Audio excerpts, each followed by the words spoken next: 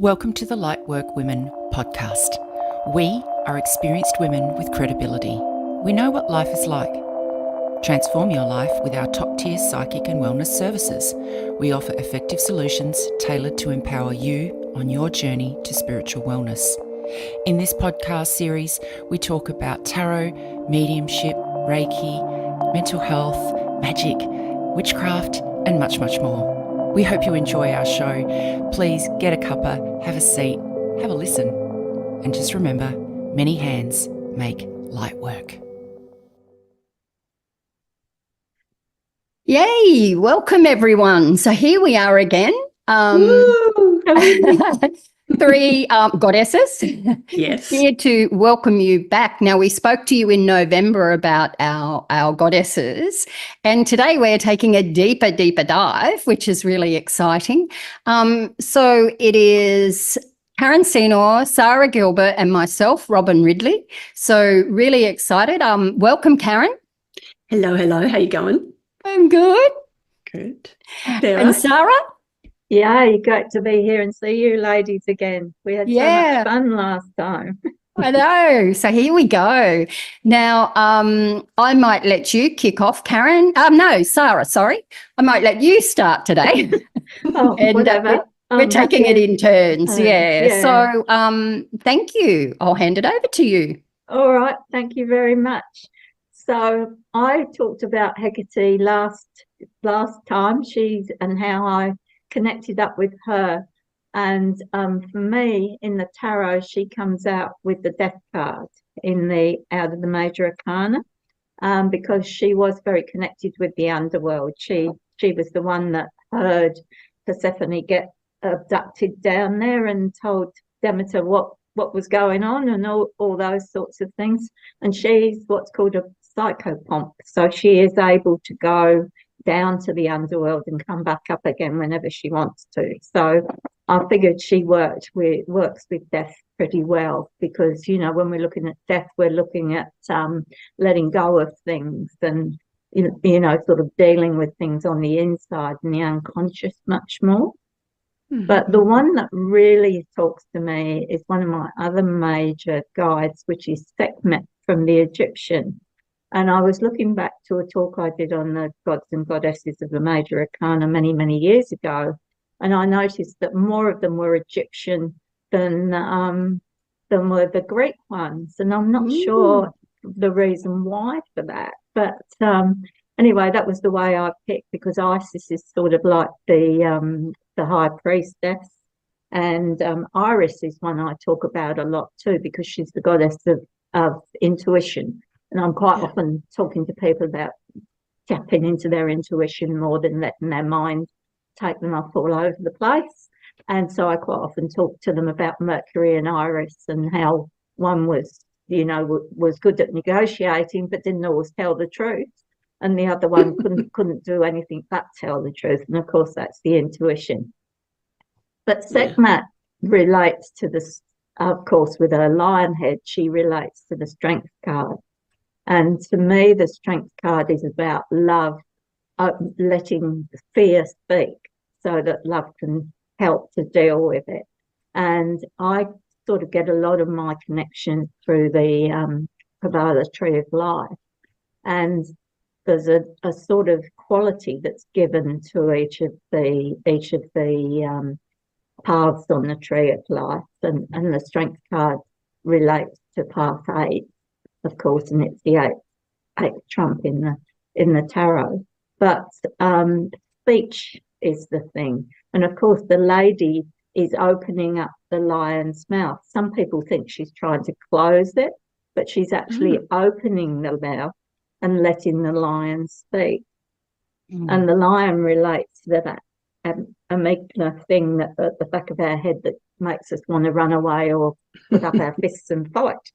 So, and that's what we do in relationship, which is what that path is all about, because it's how are we being too into the other person and giving everything away, or are we being too judgmental and thinking we want it all our way? So it's balancing those two things together. And Sekhmet works really beautifully with that, because she she's got a dual nature. She can be very fierce, and she did used to go down and deal with people that weren't doing the right thing to Amma Murray and weren't worshipping properly.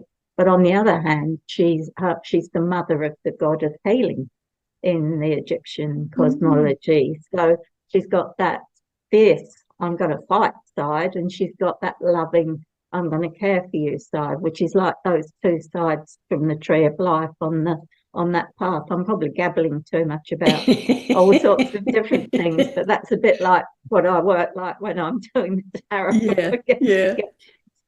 And I go from one side to the other and all over the place. But I really love Sekhmet. I sort of connected with her when I was in her temple, and I bought this gold chain thing I've got of her that I've had around my neck for about 10 years now, sort of. So she's been with me for a while.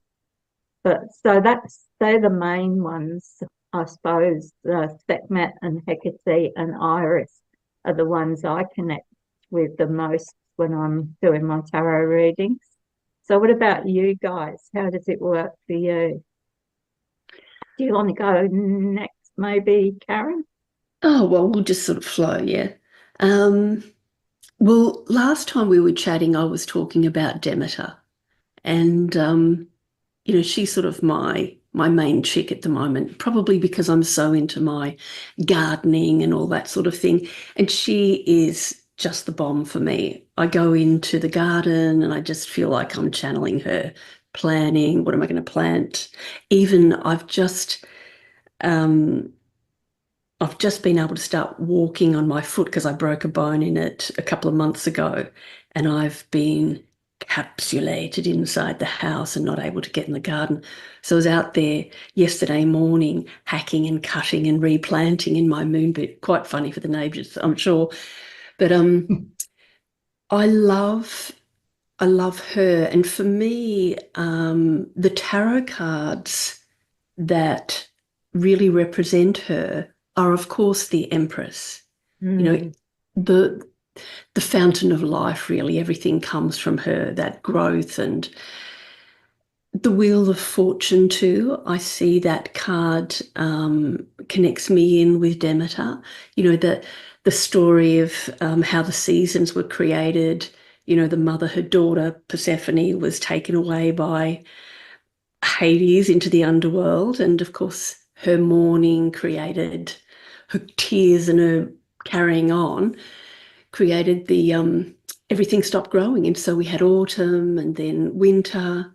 And it was only when the gods interceded, because of course everybody was starving, that he was instructed that he had to let Persephone come back up, and that's how we get spring. And I really think about her so much at that time of the year. But yeah, so the Empress, the Wheel of Fortune are my main tarot cards for Demeter. But in the minor arcana, there's a couple that I find tweak her as well. So things like, what have I got? The Ten of Pentacles. So that whole thing about the care of the family, security, abundance, all of that sort of thing. To me, that's a lovely pull in with Demeter, because, that's part of what she does. She's looking after her people. And the Seven of Cups is the other one, which is a weirdo one, I reckon, because with the Seven of Cups, we're looking, no, sorry, not the Seven of Cups. What am I talking about? I've got cups on the brain at the moment. Pentacles, the Seven of Pentacles. That in the Smith-Waite deck, we see, the dude leaning on the shovel, looking at the plant, the energy he's put in, how much he's getting back out. How many times have I done that? And I go, the soil's not good. What do I need to do? To me, that's very much about us assessing, and that's Demeter, what am I putting in? What am I getting out? What do I need to give nurture to? Yeah. So from a tarot perspective, they're the cards for me that connect in with Demeter. Yeah. I don't know. What do you guys, how does that land with you? Perfect, actually. the Empress is a no-brainer. It's interesting when I was listening to both of you and I was thinking, Sara says she has a hard time without going from here to here. I was listening and going from here to here, and then you start talking about the minor arcana, and I had the same thing when I was doing mine, looking at it going from here to here to here. And it's just like, it's just so multi-layered. Yeah. So that's what tarot is, isn't it? Yeah. It sure is. I mean, I love how it can take us in so many directions. I mean, here we are. We started talking about the goddess archetypes, and we flowed into all sorts of things, and we went into our tarot, and yeah, it's just a beautiful thing. I don't know. That's probably it. That's me, really. I mean, we can go into rituals that we do, and pastimes that tap us in. But yeah.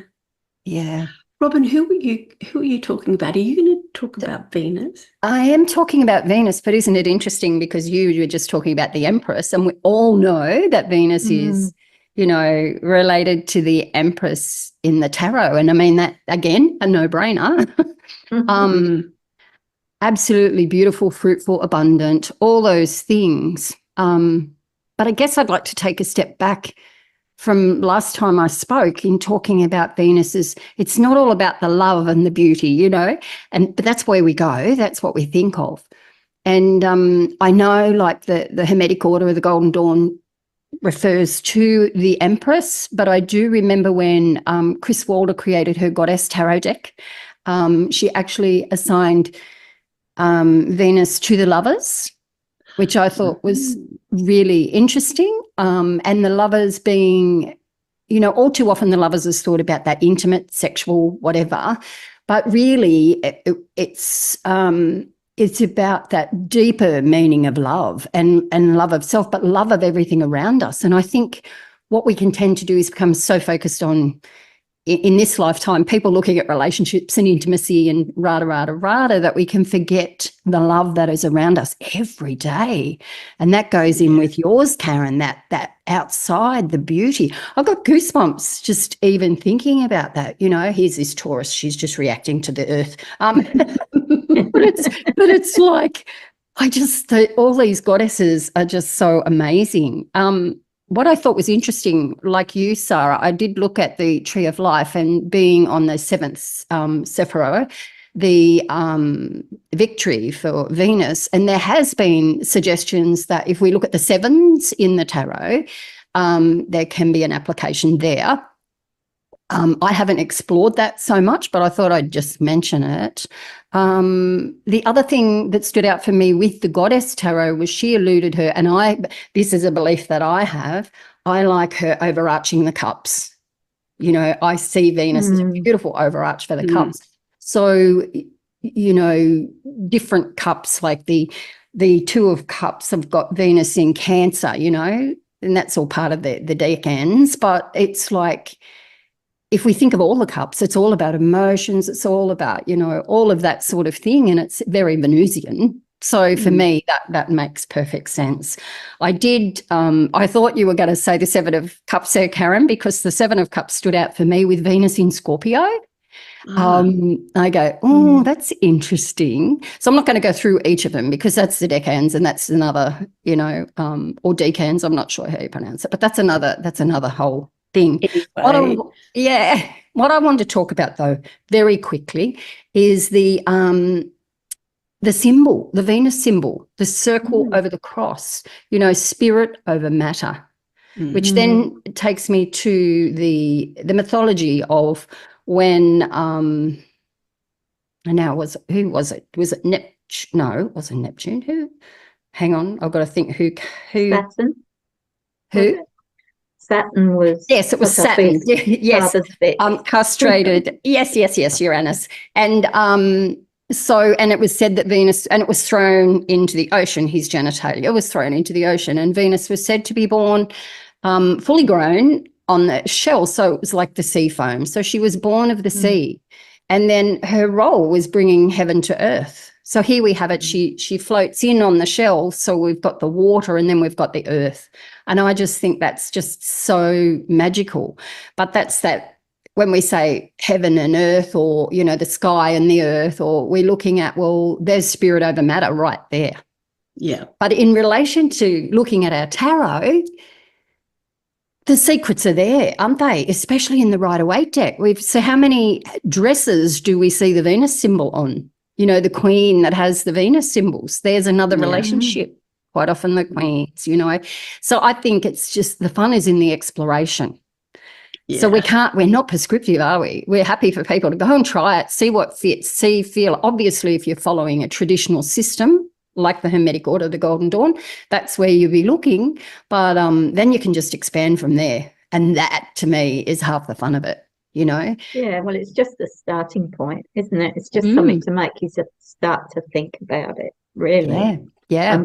And then the other things come through intuitively from that sort of very rigid system type approach, you know. Exactly. So you need both. Yeah, I know. So I think they're the main things that I wanted to talk about. I mean, last two things, I guess, is the Hierophant and the Justice are obviously Taurus and Libra, which Venus rules. So if you wanted to sit there and explore all that, there's another option. You know, there's so many ways in, lots of doorways, girls. Yes, a lot of doorways. I love that you talked about the symbols on the clothing. It's so symbolic, isn't it? Like it is. It doesn't matter what you learn. Like once you get those that language, it's everywhere. It's talking to you all the time. It's bloody awesome. I know. It is awesome. And like even in I think it's a Thoth deck or whatever, that there's often symbols on the cards. So once we know our symbols, it's like, whispers in our ear. And the Thoth deck has a lot of Egyptian connections because Crowley was very, very into the Egyptian side. So, and there are some people that believe that the tarot originated in Egypt. And, you know, I don't know if you saw that movie, The Golden Compass, with Nicole Kidman, where they were looking at everyone had daemons, you know, they had animal guides, but they actually were real and were with them and everything. But in that they had some people that they called Egyptians, and they were like gypsies. But I think that was coming from that connection, you know, of it all coming out of Egypt, and maybe the gypsies came out of Egypt too. I don't know, but you know, that was what was being inferred through that movie. But quite often the movies have themes behind them that are sort of there intuitively from spirit, aren't they? You know, they've come from other places, you know, sort of that have given people this inspiration to go down a certain path because something needs to come into the collective. And it sort of brought tarot in, but in a very sort of convoluted way. I always say that the television is the telling vision, you know. Robyn, you were talking about Venus being born full grown, and you know that image in the Ace of Cups where she's standing on the conch shell. Every time I see that, I'm like, I want to go to Greece. I want to come out of the beach naked. Hey, I'll come too. Again, we'll all go. So if you're going to run another one of those tours, for goodness sakes, let me know, because that I want to do. It's on my bucket list. Okay. Well, it's awesome. You should. It'd be well accepted. They're very, very into embracing body and all of that in Greece. So great. I love it. So, you know, that Botticelli painting from Italy, that is everywhere. And that's what we think of. Like we've got Venus de Milo, we've got Venus, you know, different depictions of Venus, but most people are aware of the one on the shell in the ocean. And I really don't care who paints it and how they paint it. But like you said, it's like the Ace of Cups. It's like, oh, here I am. Yeah. I like the one of Venus with the dolphin. It's a statue or a picture of her sitting on a dolphin, and I think she's connected to dolphins. and I love dolphins. So, you Mhm. know, I love that too, that connection to the sea creatures as well as Yeah. the Yeah. Where did I hear it the other day that dolphins are 7D? Yeah. 7D. Are we surprised? No. No. So No, that Just love it. they just bring Oh. out emotions too. They bring out tears. When I took my grandkids to SeaWorld, I always used to cry at the dolphin show, and they used to get very embarrassed with me. And then when I went on I went with Wild Quest a couple of times on golfing weeks, you know, sort of where you're going out to sea and they come, and the first time a dolphin came up to the side of the boat, I started to cry. And then I realized it's their energy that brings that emotion out. And they go to the people that are going through the biggest traumas when you're all in the water. Mm. But if you haven't got sort of real deep things going on at the moment, they don't go near you. They go to the people that need them. And I think that they're so intelligent. Well, I'm very lucky, Sara, that I got in the water on my own. So they did come over, or one came over. And it just, I can't even, I've shared this story before and I've got to share it again. And I just like, oh my God. So I've got my snorkel and this dolphin came up because it wasn't where they usually stop, but because I was being so annoying, he stopped the boat and let me get in. And this dolphin came up and it looked me in the eyes. It was right there. And I went, oh, like this. And I just smiled at it because it just brought up so much joy. And then all the bubbles in my snorkel started choking me. So it's like, because I opened my mouth like a nut, you know, but that connection, so that's spirit. That's just beautiful. Nothing beats it. And it is. And I think when we talk about, when I talk about the pleasure and Venus, there's dolphin joy, there's that energy that we were talking about. That I love these goddesses. Yeah. Yeah, they bring up so many things, don't they? And they connect in through so many different pathways to things. I mean, we could talk all day, couldn't we? We could. We often do. Well, I do. But there's a lot to be said for the stillness too. I know that. Which I really think. And many, remember last time I said about Venus and Aphrodite, same. Yeah. And there is a little bit of difference, and that's the victory part. So Venus has got a couple of aspects that Aphrodite doesn't have, which I thought was fascinating. But there's a lot of the history that talks about really a lot of that, you know, Greco-Roman. So she is the Roman goddess. The Greco-Roman, a lot of the Roman mythology is based on, you know, the Greek mythology as well. So, you know, I think a lot of is learned from Aphrodite's experience as well, like that whole. So, you know, when we say the Romans sort of did something they call, I think it's called syncretizing it.